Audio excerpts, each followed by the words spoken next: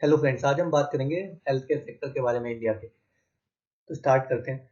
देखिए, इस आर्टिकल में वैसे तो बहुत कुछ लिखा हुआ है, आप चाहें तो इस आर्टिकल पे जाके पढ़ सकते हैं, बट मैं मोटा मोटा बता देता हूँ कि जो हॉस्पिटल इंडस्ट्री है वो देखिए 8.24 के CAGR से बढ़ रही है। जो हमारा टेली मेडिसिन मार्केट है वो पिछले कुछ सालों में 31 के CAGR से बढ़ा है, मीन्स की ईयर ऑन ईयर। दूसरे आर्टिकल को दिखाता हूँ आपको। देखिए, आप इस आर्टिकल को देखिए, आप मैं यहाँ पे आपको लेके चलता हूँ। इसमें ये कह रहा है कि जो market size estimated at 0.91 trillion 2024 and expected to reach 1.5 trillion by 2029। तो कितने परसेंट CAGR के हिसाब से ग्रो होगा? 10.60। जैसे जैसे इंश्योरेंस मार्केट बढ़ेगा वैसे वैसे लोग हॉस्पिटल जाएंगे और इलाज कराएंगे, तो वो भी से पुश मिलेगा। देखिए, अब आप हमने ये तो देख लिया कि ये 10.60% CAGR से बढ़ेगी इंडस्ट्री जो इंश्योरेंस की है। तो इससे हॉस्पिटल को अल्टीमेटली फायदा मिलेगा, क्योंकि आप जब इंश्योरेंस लोगे तो जाओगे हॉस्पिटल और अपना इलाज कराओगे, तो वो रेवेन्यू अपना इंश्योरेंस से ले लेंगे। तो जो भी आपने इलाज कराया उसका जितना भी खर्चा हुआ वो हॉस्पिटल इंश्योरेंस कंपनी से ले लेगा। अब नेक्स्ट आर्टिकल पे चलते हैं। देखिए, हम नेक्स्ट IAS का ये आर्टिकल पढ़ते हैं, लेकिन थोड़ा पुराना है बट हम पढ़ते हैं। देखिए, health care sector in India, इन्होंने पूरी रिसर्च किया इस पर। देखिए, यहाँ पे भी यही कह रहे हैं, फ्यूचर प्रोजेक्शन क्या है। The hospital sector India was valued at 7940 billion 2021 में था, और 27 में ये 18348.78 बिलियन होने की आशंका है, जो कि 18.24 का CAGR है। ठीक है। अब कुछ चैलेंजेस भी लिखे हुए हैं, अगर आपको ये रिपोर्ट पढ़नी है लिंक मैं डिस्क्रिप्शन में दे दूंगा, आप ये सारी पढ़ सकते हैं। ठीक है। अब आप एक जनरल व्यू सोचिए, आप ऐसे सोचिए। देखिए, ये इंडस्ट्री क्यों बढ़ेगी। अब इसे ऐसे समझिए, मान लीजिए अभी मैं 5,000 रुपये महीना कमाता हूँ। ठीक है। मैं बीमार हुआ, मान लीजिए मुझे फीवर आया, तो मैं क्या करूँगा? मैं किसी केमिस्ट के पास जाऊँगा और कोई दवाई लूँगा और उसे खा लूँगा, और ठीक हो गया तो वेल एंड गुड। अगर ठीक नहीं होता तो मैं हॉस्पिटल जाऊँगा। बट मान लीजिए मैं 5 जगह के 5 लाख रुपये कमाता, तब अब मैं मेडिकल स्टोर जाता नहीं। तो मुझे लगता है यार मेरे को फीवर है, मुझे हॉस्पिटल दिखाना चाहिए, क्योंकि मैं अफोर्ड कर सकता हूँ, तो मैं हॉस्पिटल चला जाऊँगा। तो धीरे धीरे जैसे इकोनॉमी ग्रो करेगी इंडिया की और लोगों की पर कैपिटा इनकम बढ़ेगी, तो लोग छोटी जगह जाने से बेटर है। छोटी मीन्स की, जैसे मान लीजिए आप अभी किसी गांव में रहते हैं, तो कोई छोटा हॉस्पिटल मसला है, वहां जाने के बजाय आप बड़े हॉस्पिटल जाना पसंद करेंगे, क्योंकि आपके पास पैसा है, आप वो अफोर्ड कर सकते हो। अगर पैसे नहीं होंगे, हम वो अफोर्ड नहीं कर सकते, तो हम छोटे हॉस्पिटल दिखाएंगे। तो इससे हॉस्पिटल इंडस्ट्री बढ़ने लगेगी, जैसे जैसे GDP बढ़ेगी, लोगों की इनकम बढ़ेगी। तो ये सारे फैक्टर्स हैं, ये कंट्रीब्यूट करेंगे हॉस्पिटल सेक्टर को आगे जाने के लिए। अब आप देखिए, कुछ स्टेप्स गवर्नमेंट ने भी लिए हैं इस सेक्टर के आगे ग्रोथ के लिए। उन्होंने नेशनल डिजिटल हेल्थ मिशन बनाया। ठीक है। आयुष्मान भारत आप लोगों को पता ही है कि उसमें लोगों का इलाज फ्री में हो जाता है। नेशनल हेल्थ पॉलिसी बनाई है। ये बहुत सारी चीजें हैं, ये आप पढ़ सकते हैं एक करके। तो ऐसे ही पूरी रिपोर्ट आप पढ़ सकते हैं, कि मैं आपको लिंक में शेयर कर दूँ। और दूसरा देखते हैं आर्टिकल। देखिए, अब ये जो आर्टिकल है ये हमें बताता है कि देखिए, अब हेल्थ केयर में बहुत सारे सेगमेंट्स आते हैं, हॉस्पिटल्स आते हैं, pharmaceutical, diagnostics, medical equipment, medical insurance, telemedicine. तो ये सारे सेक्टर्स को फायदा मिलेगा, इन सब सेगमेंट्स को। हॉस्पिटल्स भी बढ़ेंगे, फार्मास्यूटिकल्स भी, डायग्नोस्टिक्स भी, ये सब आगे इनकी ग्रोथ होगी।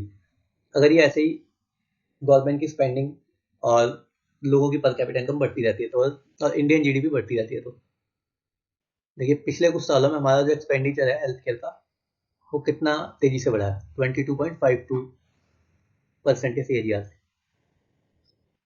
दूसरी रिपोर्ट या आर्टिकल देखते हैं। देखिए, मिंट का आर्टिकल है।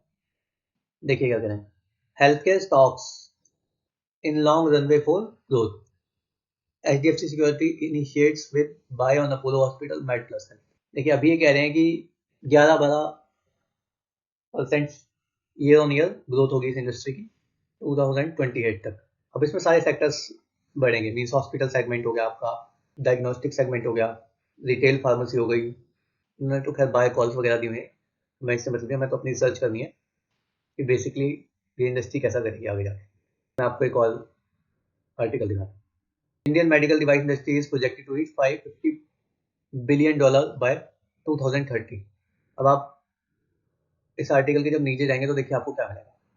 तो इंटरेस्टिंग चीज दिखाता हूँ, देखिए Indian medical device industry is projected to reach 50 billion by 2030 और 47 में कितनी हो जाएगी 250 बिलियन, 5 टाइम्स। और जब ये इंडस्ट्री इतनी होगी तो इसका इम्पैक्ट हॉस्पिटल्स पे भी पड़ेगा और दूसरे सेगमेंट्स पे भी पड़ेगा इस पूरी इंडस्ट्री। तो अब हम इसका समरी देख लेते हैं। देखिए factors behind health care sectors growth हमारे क्या क्या है। देखिए फर्स्ट सबसे फॉरमोस्ट तो क्या है कि हेल्थ इंश्योरेंस पेनिट्रेशन। अब इंडिया में जो है बहुत कम लोगों के पास हेल्थ इंश्योरेंस है।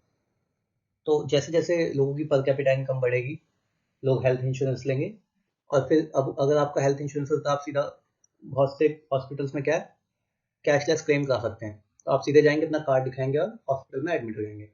तो ये एक फैक्टर रहेगा। जैसे जैसे पेनिट्रेशन बढ़ेगी इंडिया में हेल्थ इंश्योरेंस की, लोग ज़्यादा से ज़्यादा अच्छे हॉस्पिटल्स जाएंगे, अपनी हेल्थ का ध्यान रखेंगे, तो इससे ही हेल्थ केयर सेक्टर और अच्छा होगा फ्यूचर में। फिर है हमारा राइजिंग पर कैपिटा इनकम। अब जैसे जैसे लोगों की सैलरी बढ़ेगी, इंडिया में भी पर कैपिटा इनकम अराउंड $2,500 है। फिगर शायद एग्जैक्ट ना हो ये, बट आप देख लेना आपको एग्जैक्ट फिगर मिल जाएगा, बट ये इसके आसपास ही है लगभग। तो जैसे जैसे लोगों की पर कैपिटा इनकम बढ़ेगी उनके पास ज़्यादा पैसे आएंगे तो वो बड़े बड़े हॉस्पिटल्स में जाएंगे और अपनी हेल्थ का ध्यान रखेंगे। जब वो हॉस्पिटल में जाएंगे तो फिर इस पूरे सेक्टर्स को एक ग्रो करने का चांस मिलेगा। क्योंकि इंडिया में अभी जो लोअर मिडल में है वो मिडल में आ रहा है, जो मिडल में है वो अपर मिडल में आ रहा है। ऐसे धीरे धीरे जैसे जैसे इकोनॉमी ग्रो करेगी लोगों के पास पैसा आएगा, लोगों के पास पैसा आएगा तो वो अपनी हेल्थ का ध्यान रखेंगे, फिर वो हॉस्पिटल जाएंगे। तो ये फैक्टर भी है जो इस सेक्टर को पुश करेगा आगे जाने के लिए। और एक है हमारा लाइफ स्टाइल डिजीज। अब होता क्या आपने जैसे सुना होगा बहुत सारे लोग आईटी में काम करते हैं। आईटी में कैसा काम करते हैं कि वो डेस्क जॉब होती है कि आप एक डेस्क पे बैठ गए और 8 घंटे बैठे हुए हैं, 8 आवर्स तक आप बैठे हुए हैं और बैठ के काम कर रहे हैं। तो उसकी वजह से क्या बहुत सी हेल्थ प्रॉब्लम्स हो जाती हैं। अब क्योंकि उनके पास पैसा होता है नॉर्मली, जैसे मान लीजिए कोई आईटी में काम कर रहा है तो उसके पास थोड़े बहुत पैसे हो जाते हैं धीरे धीरे काम करते करते, तो वो अपने आप की हेल्थ का भी ध्यान रखेगा। अब जब हेल्थ का ध्यान रखेगा तो वो हॉस्पिटल जाएगा या फिर चेकअप्स कराएगा अपने। अगर वो फिट है तो ठीक है, अगर उसको कुछ प्रॉब्लम लगती है तो वो फिर अपना ट्रीटमेंट कराएगा।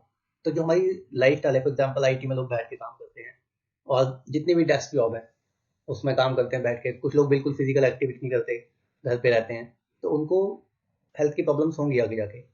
तो ये हमारी लाइफ स्टाइल की वजह से होगी। जैसे मान लीजिए पहले लोग फार्मर्स हुआ करते थे, अभी होते हैं, बट लोग फार्मिंग छोड़ छोड़ के अभी जॉब्स कर रहे हैं।